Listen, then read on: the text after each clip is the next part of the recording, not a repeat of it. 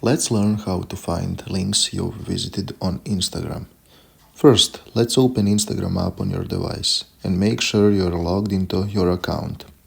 After that, look at bottom right corner of the screen and you can see your little profile picture and click on it. When you come on your profile menu, you can see in top right corner of the screen 3 horizontal lines where you need to click. When you do that, you come on Settings and Activity menu and you need to find how you use Instagram section. That is the first section in a row where you need to click on Your Activity option. Next, on Your Activity option, scroll all the way down to find how you use Instagram section where you need to click on Link History.